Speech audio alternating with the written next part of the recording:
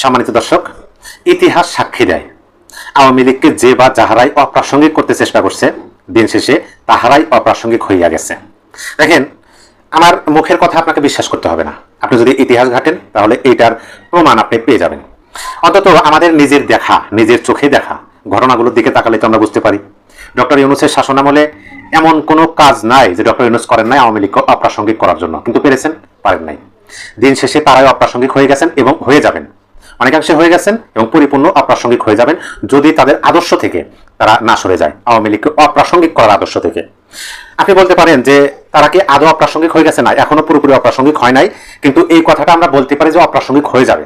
ইতিহাস যেহেতু আমাদের সাক্ষী দিচ্ছে, এখন পর্যন্ত গতকাল 15ই মার্চ 2026 সন্ধ্যা 6টায় যে নিউজটা প্রকাশ হয়েছে, সেই নিউজের পরিপ্রেক্ষিতে এই কথাটা আমরা এখনো বলতে পারি যে তারা, অর্থাৎ দেশবিরোধী শক্তি যারা আছেন, তারা এখনো চাচ্ছেন আওয়ামী লীগকে অপ্রাসঙ্গিক করে রাখার জন্য। আমি আপনাদেরকে একটা শিরোনাম পড়ে শোনাই। আওয়ামী লীগ প্রসঙ্গে দাবি, শিক্ষিকার মন্তব্য ঘিরে বিতর্ক, ছাত্র শক্তি ও শিবিরের প্রতিবাদ। মানে আওয়ামী লীগ প্রসঙ্গে শিক্ষিকা তিনি একটা মন্তব্য করছেন। কেন তিনি ওই মন্তব্য করলেন তার জন্য সমালোচনা, মানে প্রতিবাদ করতেছে কারা? ছাত্র শিবির, ছাত্র শক্তি। তারা তাদের আদর্শটাকে আমরা কিন্তু খুব ভালোভাবে জানি। আচ্ছা, এই বিষয়টা আমরা এই আলোচনায় আর এগোতে চাই না। দ্বিতীয় প্রসঙ্গে আসি। আওয়ামী লীগের জন্ম, আমি যদি ভুল না করে থাকি 1949 সালের 23শে জুন আওয়ামী লীগের জন্ম। তার আগে 1948 সালের 4ঠা জানুয়ারি ছাত্রলীগের জন্ম। জন্মটার দিকে যদি আপনি তাকান, ছেঁড়া কাতায় শুয়ে চাঁদে যাওয়ার স্বপ্নের মতো না।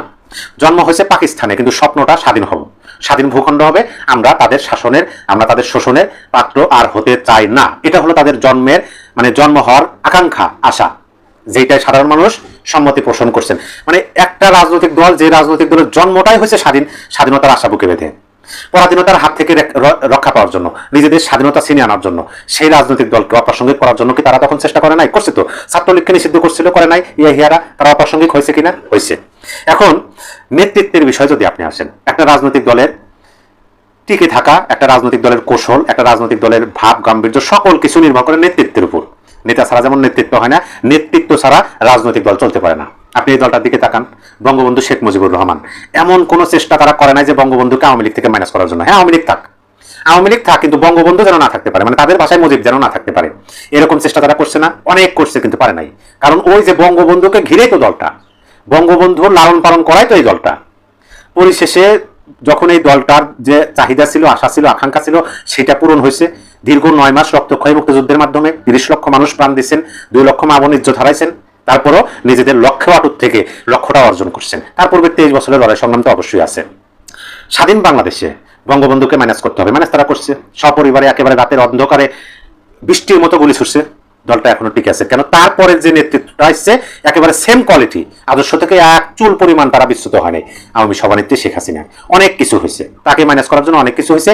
এমনকি ডক্টর ইউনূসের আমলে অনেক চেষ্টা করে না, আমাদের দেখা যেটা, আমরা তো ওই দিকের বিষয়গুলো আমরা জানি না, কিন্তু আমরা যতটুকু দেখছি 111-এর সময় তখনও চেষ্টা করা হয়েছে, শুধু আওয়ামী লীগ না, বিএনপিকেও চেষ্টা করা হয়েছে নেতৃত্ব শূন্য করার জন্য। সেখানেও ডক্টর ইউনূসের কালো থাবা ছিল, কিন্তু দেখেন সেটা পারে নাই।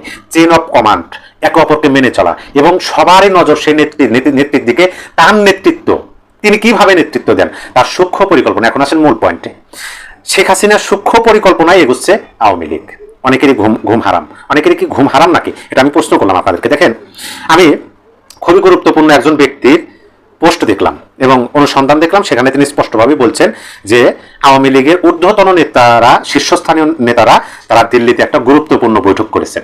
সেখানে জাহাঙ্গীর কবির নানক তার একটা ছবি সোশ্যাল মিডিয়াতে ভাইরাল হয়েছে এবং অনেকেই দেখে অনেকভাবে সেই বিষয়টা উপস্থাপন করতেছে। আমি যদি আমার মতো করে বলি, যেহেতু ভারতের আমন্ত্রিত ব্যক্তিরা আসেন নাই, যেহেতু তারা এটা এড়িয়ে চলেছেন, যেহেতু ভারত এটা থেকে দূরে থেকেছেন, সেহেতু বোঝা যায় যে ভারত আওয়ামী লীগের থেকে সহযোগিতার হাত ফিরিয়ে নিছে। মানে এইভাবে বোঝানোর চেষ্টা করতেছে, এইভাবে তারা লেখালেখি করতেছে। কিন্তু মূল বিষয়টা কি সেটা আমি আপনাদেরকে বলে আপনারা একটু বোঝার চেষ্টা করুন। দেখেন, বলা হইতেছে যে দিল্লিতে আওয়ামী লীগের একটা গুরুত্বপূর্ণ বৈঠক, সেই বৈঠকে ভারতের যে সমস্ত সাংবাদিকদেরকে আমন্ত্রণ জানানো হয়েছিল, আন্তর্জাতিক সংবাদ মাধ্যমে সাংবাদিকদের আমন্ত্রণ জানানো হয়েছিল, ভারতের গুরুত্বপূর্ণ কিছু ব্যক্তিদেরকে আমন্ত্রণ জানানো হয়েছিল, তারা নাকি সেখানে উপস্থিত হন নাই। আদৌ আমন্ত্রণ জানানো হয়েছিল কিনা, উপস্থিত হয়েছিলেন কিনা, বা হইলে কি না হইলে কি, সেই তর্কে বিতর্কে আমি যাব না। আমার মেন পয়েন্টটা হলো ওই যে গুরুত্বপূর্ণ বৈঠক, ওই বৈঠকে কি আলোচনা হয়েছে সেটাও বলতে পারি না, কিন্তু কি আলোচনা হতে পারে সেটা আমরা অনুমান করতে পারি। এভাবে অনুমান করতে পারি ওই যে নেতৃত্ব, একেবারে শীর্ষস্থানীয় নেত্রী শেখ হাসিনা, তার একটা বক্তব্য রীতিমতো ভাইরাল হয়েছে। আপনারা সবাই জানেন, এই বিষয়ে আমি একাধিকবার আলোচনা করেছি।